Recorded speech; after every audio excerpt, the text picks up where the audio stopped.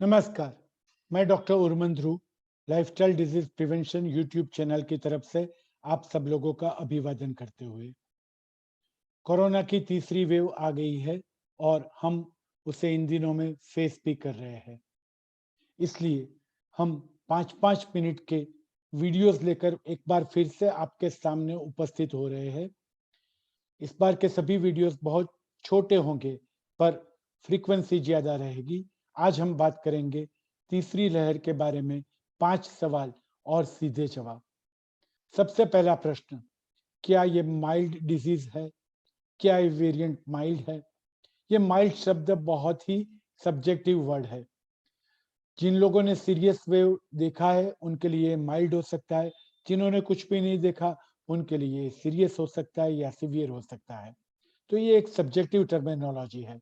पर हाँ, कई लोग ऐसा मानते हैं कि ये बिल्कुल ही कॉमन कोल्ड यानी कि सर्दी जैसा है। जी नहीं, ये सर्दी जैसा नहीं है। ये सेकंड वेव से डेल्टा वेरिएंट से माइल्ड है, पर सर्दी से ज्यादा खतरनाक है, फ्लू से ज्यादा खतरनाक है और स्वाइन फ्लू से भी ज्यादा खतरनाक है।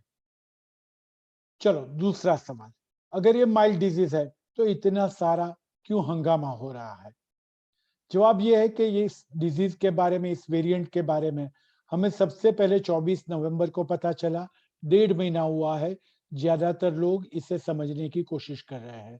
भारत के अंदर तो अभी 3 हफ्ते भी नहीं हुए हैं। तो इसकी लॉन्ग टर्म सिक्वल, लंबे अवधि में इसके क्या परिणाम आएंगे, इसके बारे में किसी को मालूम नहीं है। छोटी अवधि में परिणाम बहुत ही माइल्ड है, पर हो सकता है 3 महीने के बाद कोई हार्ट को या फेफड़ों को नुकसान दिखाई दे। इसलिए इससे बच के चलना ज्यादा अच्छा रहेगा। तीसरी चीज, क्वांटम ऑफ पेशेंट्स। दूसरे जो वेव थे, दूसरी जो लहर थी, उसके अंदर जितने पेशेंट्स थे उससे 10 गुना लोगों को इस वेव में रोग होने वाला है। दूसरी वेव में जो संक्रमित हुए उन्हें भी हो रहा है, जो नहीं हुए उन्हें भी हो रहा है। जो पहली वेव में हुए, दूसरी लहर में बच गए, उन्हें भी ये होने वाला है। यानी कि 140 करोड़ लोगों में से ये वेव करीबन 90 करोड़ लोगों को हो सकती है। यानी कि प्रमाण बहुत ज्यादा होगा। अगर सीरियस कॉम्प्लिकेशन बहुत ही कम है तो भी वो डेल्टा वेव से ज्यादा नंबर में होंगे। इसलिए हो सकता है हेल्थ केयर सिस्टम, अस्पताल बिल्कुल भर जाए जैसा कि डेल्टा वेव में हुआ था, और इसीलिए हमें संभल कर चलना है। यूएसए, कनाडा, यूरोप इस चीज को देख रहे हैं, इसका अनुभव हो रहा है। हमें अभी इसका अनुभव नहीं हो रहा है क्योंकि अस्पताल में ज्यादा मरीज नहीं है। क्यों नहीं है, इसका जवाब अगले प्रश्न के साथ। कई लोग कह रहे हैं कि ये डॉक्टर्स के द्वारा, अस्पताल के द्वारा, मीडिया के द्वारा, फार्मा कंपनी के द्वारा क्रिएट किया गया हाइप है। ये कुछ भी नहीं है, ऐसा कोई रोग ही नहीं है। बहुत गलत बात है, गलत विचारसरणी है, ऐसा मत सोचना। ये किसी का क्रिएशन नहीं है, ये सच में वेरिएंट है। 26 से लेकर 32 म्यूटेशन के वाला ये वायरस का वेरिएंट माइक्रोस्कोप में दिखाई दिया है, पैदा किया है और हम देख रहे हैं। तो ये बिल्कुल ही किसी का क्रिएशन नहीं है। डॉक्टर्स भी पूरी दुनिया में इन दिनों में कमाने का नहीं सोच रहे। डॉक्टर्स कह रहे हैं कि आप घर पर ही रहिए, रोग का संक्रमण होने पर भी आप घर पर ही रहिए, आपकी सारवार घर पर हो पाएगी, अस्पताल में भर्ती होने की जरूरत नहीं है। पिछली दफा, पिछली वेव के मुकाबले इन्वेस्टिगेशंस भी बहुत ही कम बता रहे हैं। जो भी गाइडलाइंस आ रही है पूरी दुनिया भर में, बहुत कम इन्वेस्टिगेशन की गाइडलाइन आ रही है, बहुत कम दवाइयों की गाइडलाइन आ रही है। ज्यादातर लोगों को सिर्फ सिम्टोमेटिक ट्रीटमेंट दिया जा रहा है। पर फिर भी मेडिकल सुपरविजन जरूरी है, क्योंकि ऐसा नहीं है कि किसी को आईसीयू की जरूरत नहीं है, ऑक्सीजन सेचुरेशन कम नहीं हो रहा है, या फिर किसी को वेंटिलेटर की जरूरत नहीं पड़ रही है। हालांकि ये संख्या बहुत कम है, पर फिर भी ये रोग कम मात्रा के लोगों में भी सीरियस स्वरूप धारण कर रहा है, और इसीलिए हमें संभल के चलना है। 6 मिनट वॉक टेस्ट अभी भी सबसे बढ़िया डायग्नोस्टिक टूल है। वो क्या है, अगले वीडियोस में हम देखेंगे। कई लोग कहते हैं कि हमने तो वैक्सीन ली फिर भी हो रहा है, डेल्टा में भी हमें हुआ था अब भी हो रहा है, तो वैक्सीन लेने से क्या फायदा, अब बूस्टर की बात क्यों कर रहे हैं। अरे भैया, वैक्सीन ली इसीलिए तो भारत बच रहा है। ये जो माइल्ड सिनेरियो हम देख रहे हैं वो वैक्सीन के कारण है, क्योंकि वैक्सीन रोग का संक्रमण नहीं रोक सकते हैं। ये तो हमने पहली बार जब वैक्सीन लॉन्च की तब भी आप सबसे बोला था।